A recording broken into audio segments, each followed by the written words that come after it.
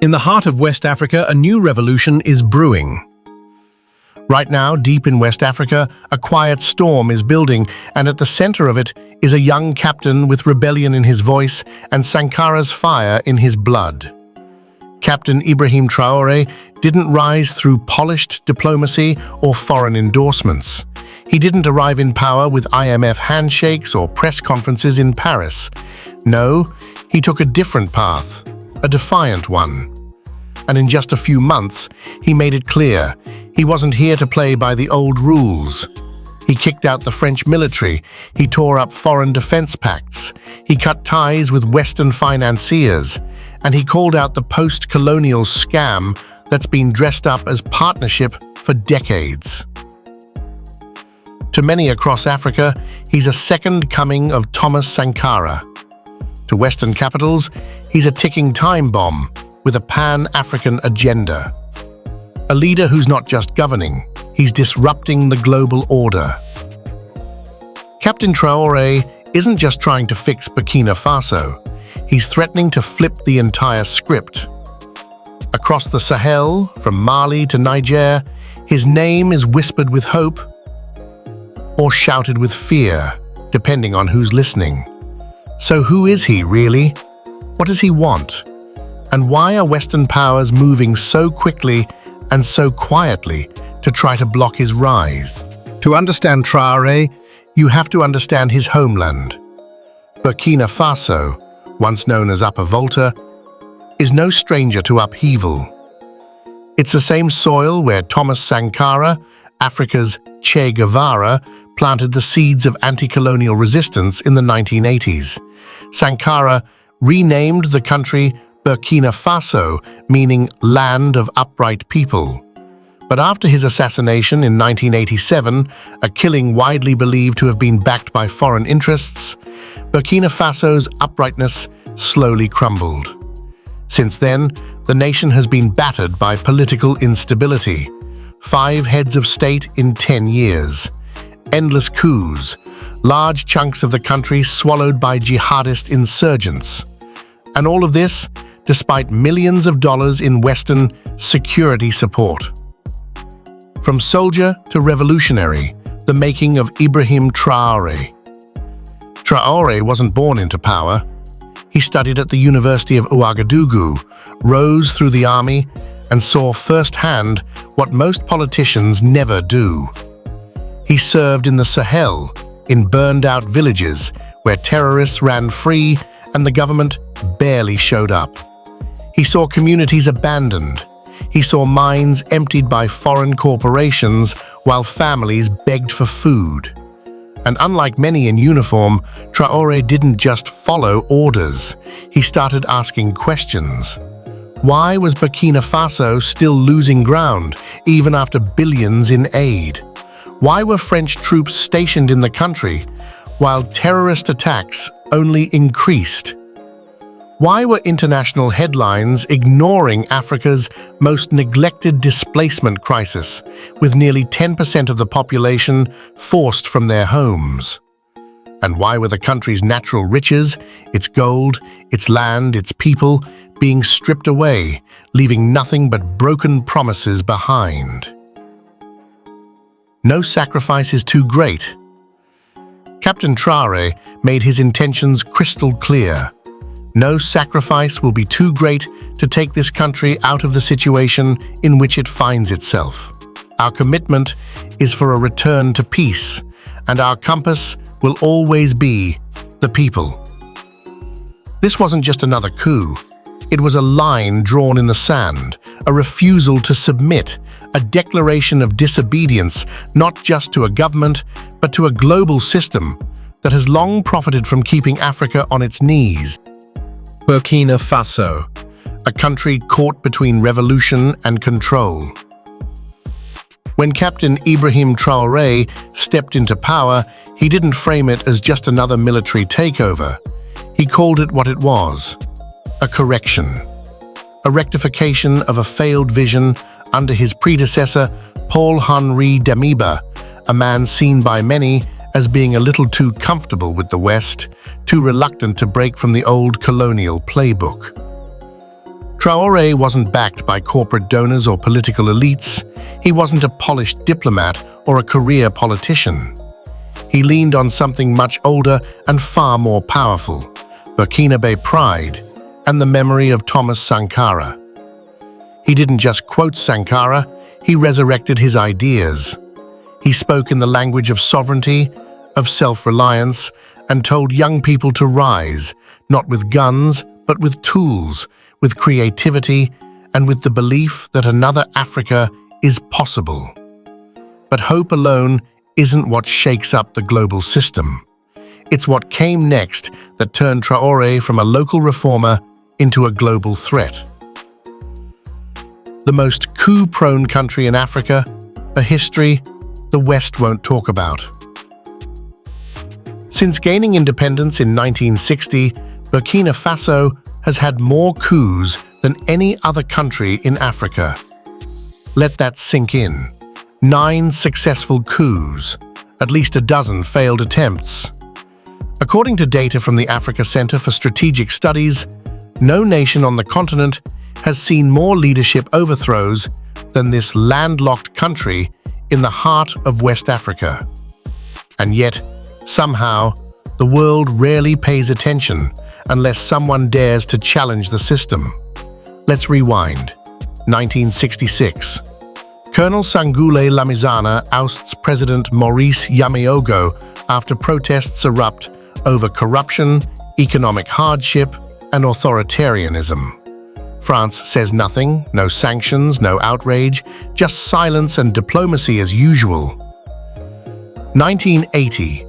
Colonel Say Zerbo topples Lamizana. Another military man, another promise of reform, but the economy stalls, and foreign aid becomes the crutch that props up the government.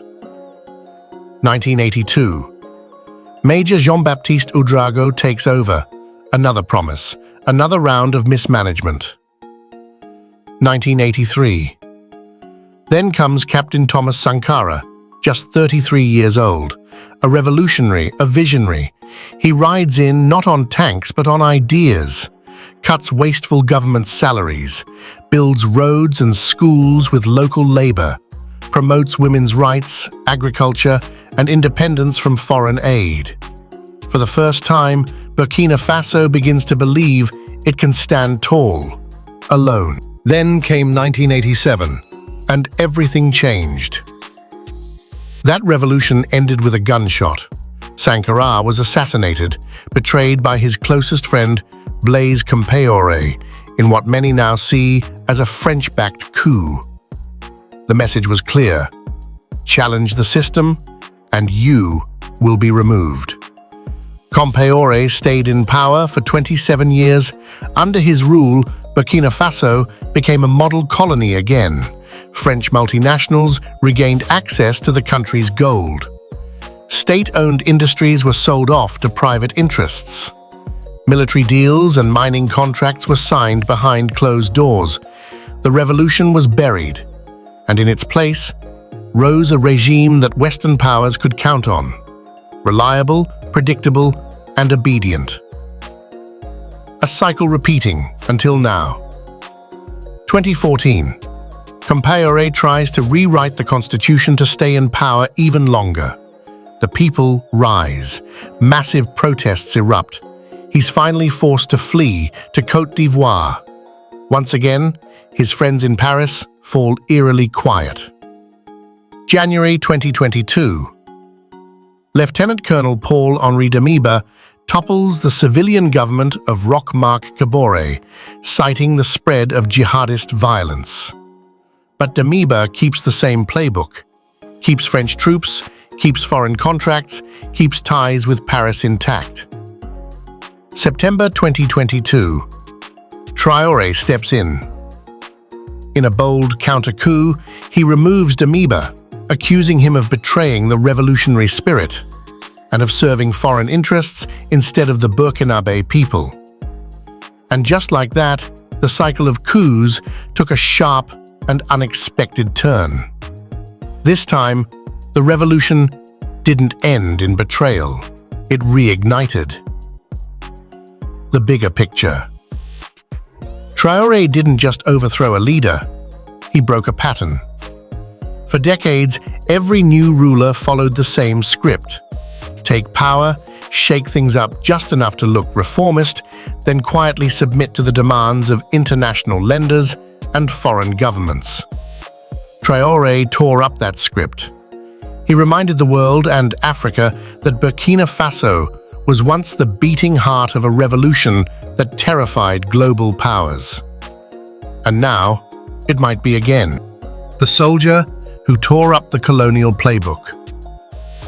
For decades, Burkina Faso looked independent on paper, but in practice, it was anything but. Scholars called it a semi-sovereign state, a country with its own flag and anthem, but with foreign hands pulling the strings behind closed doors. That's the world Ibrahim Traoré was born into in 1988, just a year after the assassination of Thomas Sankara, the revolutionary leader who had dared to challenge the global system. And unlike many young people of his generation, who either fled the country or fell into silence, Traoré chose to stay. He chose to serve. But it wasn't textbook military training that shaped him. It was something far more brutal, the front lines of a forgotten war. The reality on the ground. Since 2015, Burkina Faso has been engulfed in a violent insurgency, with Al-Qaeda and ISIS-affiliated groups waging a war in the northern and eastern parts of the country. Traoré was deployed to some of the worst-hit regions, Lorum, Yatenga, and Soum, places where the state had all but disappeared. Terrorist attacks were frequent, civilians were slaughtered, villages were wiped out. And yet, the French military, operating under a mission called Operation Barkhane, often stood on the sidelines. They were there, yes, but not where people needed them. Instead of protecting civilians, they seemed more concerned with guarding mining routes and foreign corporate assets. And that's when the questions started to pile up for Traoré. The questions that wouldn't go away.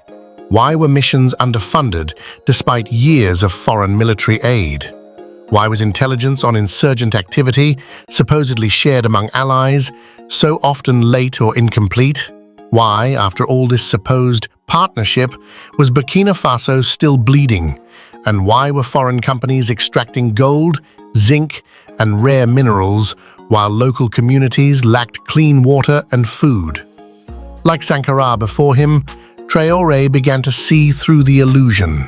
The war on terror wasn't really about protecting Burkina Faso. It was a convenient cover for neo-colonialism dressed as security cooperation.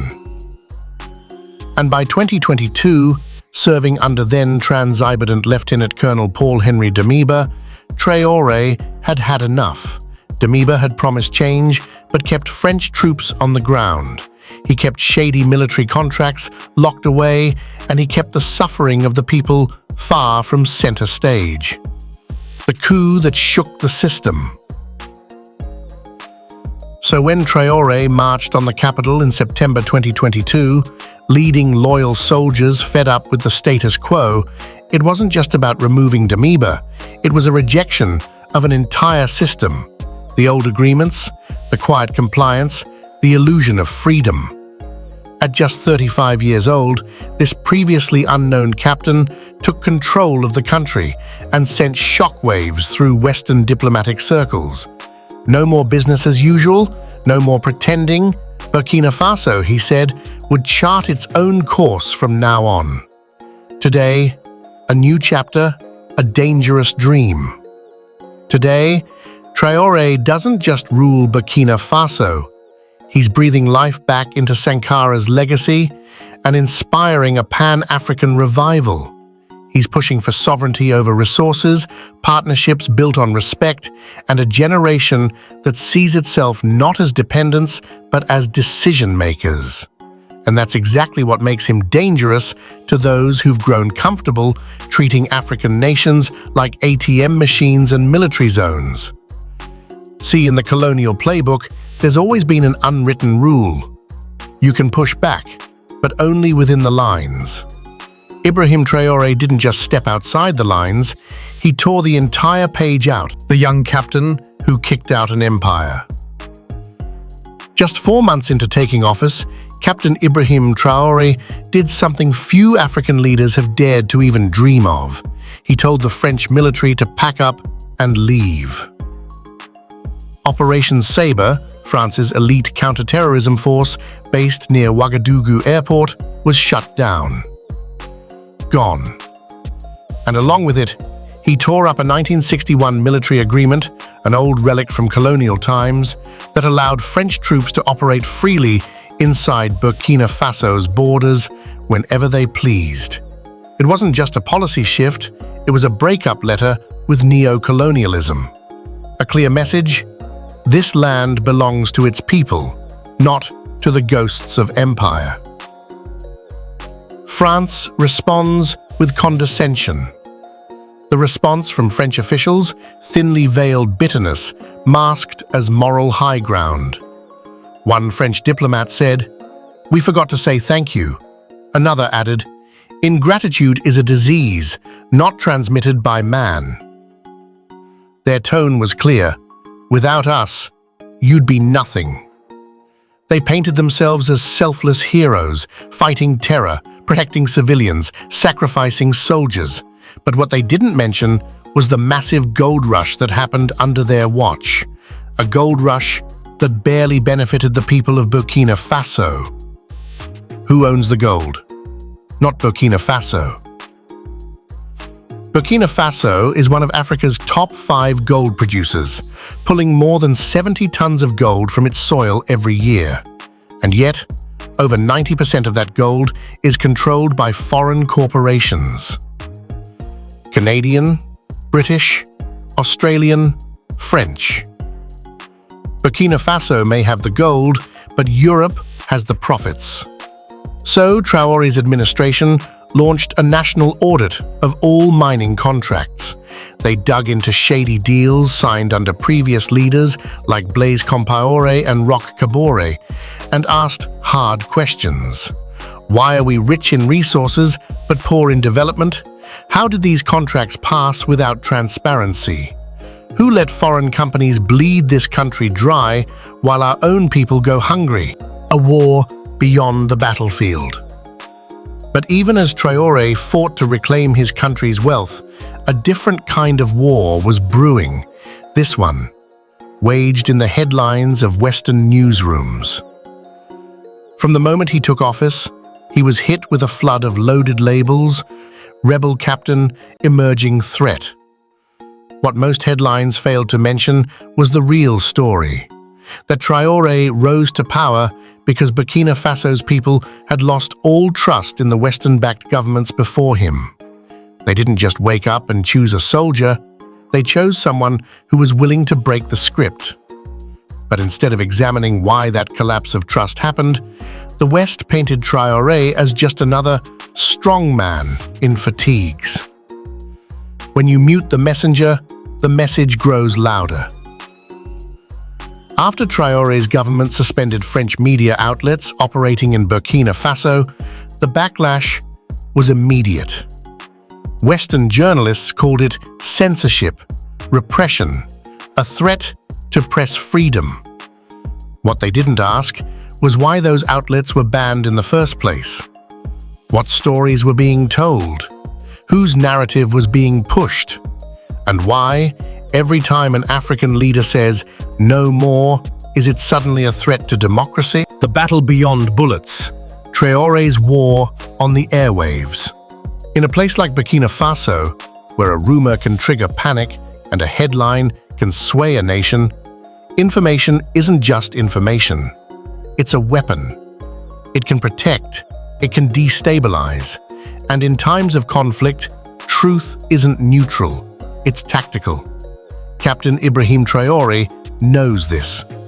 That's why his government has cracked down hard on what they call foreign media interference. And they've drawn a line in the sand. No more tolerance for biased reporting. 2024, when the media war went nuclear. In early 2024, Human Rights Watch released a damning report. It claimed Burkinabe troops were involved in the massacres of civilians in 2 northern villages. The reaction from Traoré's government was swift and unrelenting. They didn't just deny the allegations, they launched a media blackout. Outlets like the BBC, Voice of America, and even Human Rights Watch itself were suspended. Websites were blocked, access denied. Soon, other major players were caught in the dragnet. The Guardian, Le Monde, TV5 Monde, Deutsche Welle. All were accused of waging a coordinated media campaign to smear the Burkinabe military and weaken national morale. While locals are still standing with Traoré despite the uproar in the West, Traoré's popularity at home keeps rising. To many in Burkina Faso, he's not just a president, he's a shield against outside manipulation, foreign exploitation, and the chaos left behind by decades of Western-backed regimes. And while critics frame him as a censor, supporters say he's protecting national sovereignty in an age where information can be weaponized more efficiently than any drone. The think tank blitz. But the media wasn't the only front. Soon, think tanks and policy institutes jumped into the conversation. The Atlantic Council, Brookings Institution, and others began publishing articles and white papers warning that Burkina Faso was drifting toward autocracy, becoming a pawn in foreign games and threatening regional stability.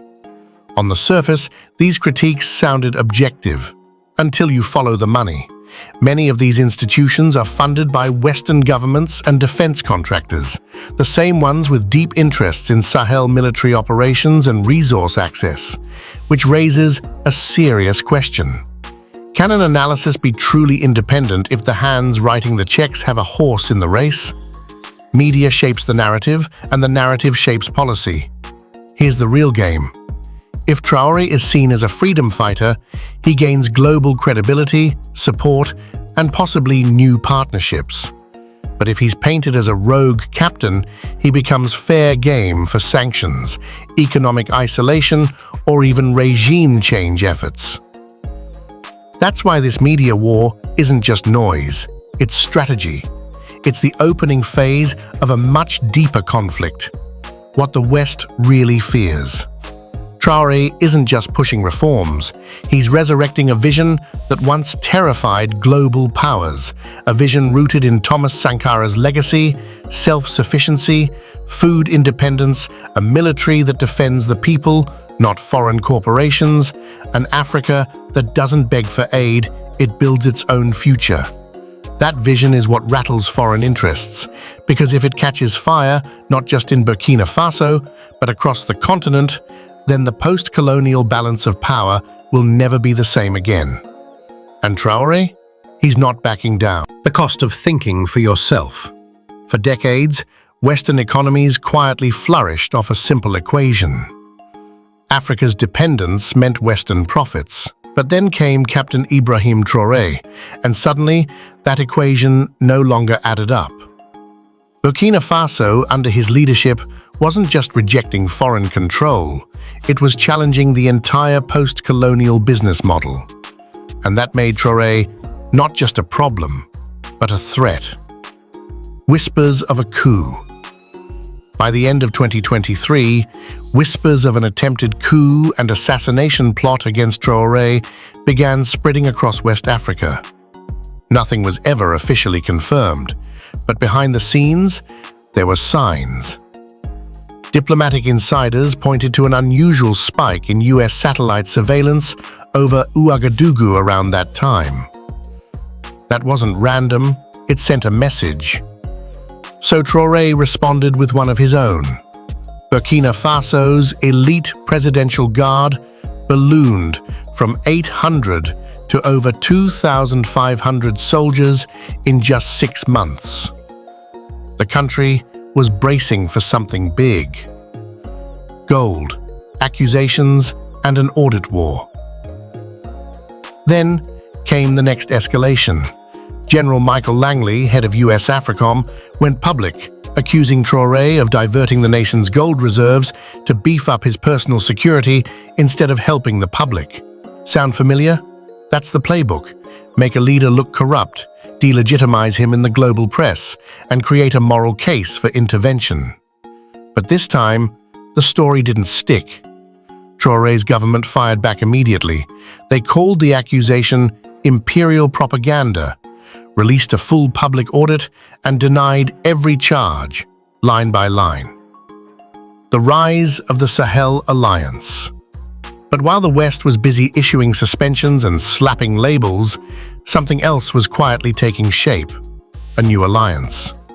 Burkina Faso, Mali, and Niger, 3 countries suspended from ECOWAS in the name of restoring democracy, decided to forge their own path.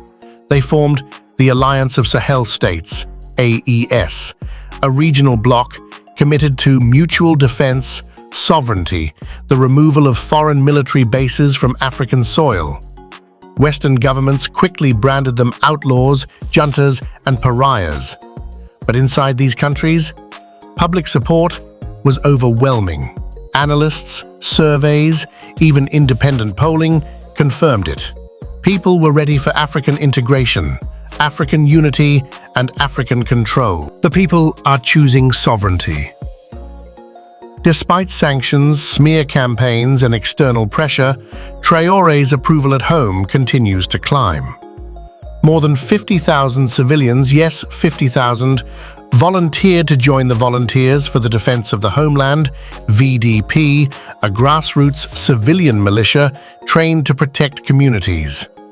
That number, verified by Burkina Faso's Ministry of Territorial Administration, these are ordinary citizens, teachers, farmers, shopkeepers, choosing to fight for their country rather than wait for outsiders to save them. A new kind of Africa. So, what happens when a young African leader doesn't beg for aid, doesn't apologize for national pride, doesn't wait for permission?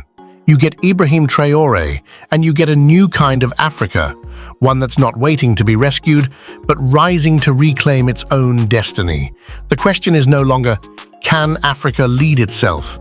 The real question is, can the West handle an Africa that no longer follows orders? The dream that came before them all. Before Traoré, before even Sankara, there was another revolutionary with a dream, a vision for a United States of Africa. Who was he? What did he see coming? That's what we'll explore in the next story. So stay curious, stay sharp, and as always, I'll see you next time.